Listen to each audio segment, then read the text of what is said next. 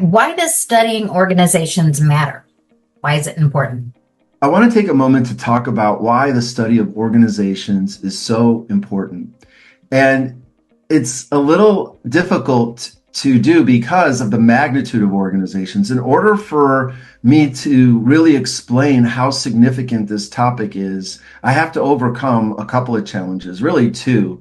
The first one is explaining fish to water, so to speak. We are fish and we live inside of water, and that water is organizational life. We're born into it. We're born into families, which I get we don't really think of as organizations, but they are, okay? And then we go to school and we live in a neighborhood, and I know that doesn't seem like an organization either. It's more of a community maybe, but very similar.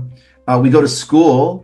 Definitely, and we're in school for many years, definitely an organization, and all the principles that we talk about in positive leadership relate. We talk about organizational structure. How are things structured in your household, in the school? How is leadership handled? What is culture? What was the culture of your school, and how did that impact you growing up? And you can't tell me it didn't. Or the culture of your family and how that impacted you. And you can't say it didn't. In fact, it's the opposite. The way we are raised within our institutions has a lot to do with who we are or who we think we are.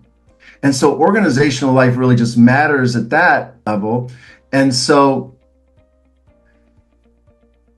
getting people to see it, which kind of leads into the second problem to overcome, which is, well, if it's so important, why isn't everybody talking about it? Why aren't there all kinds of majors and colleges? And why doesn't every organization, big and small, have a organizational development expert in there? Okay.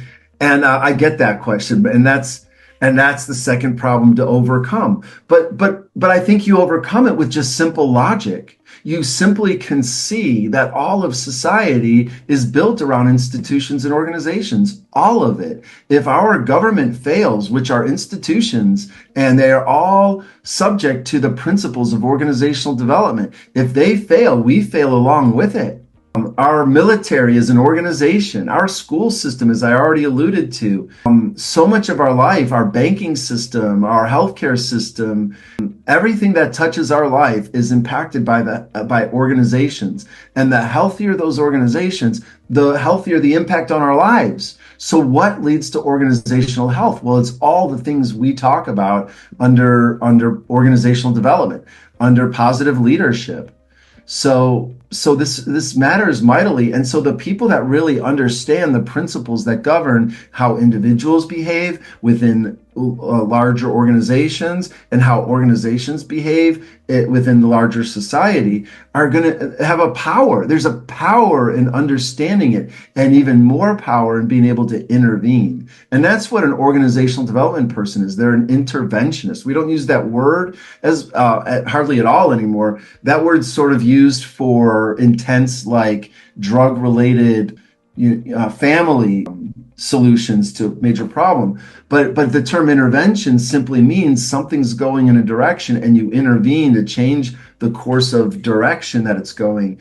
And that's what organizational development is. It's intervening in ways that help the organization in a trajectory of growth and progress, especially when that organizational development person understands progression theory and is guided by that and the tools within it, the principles and the tools of it.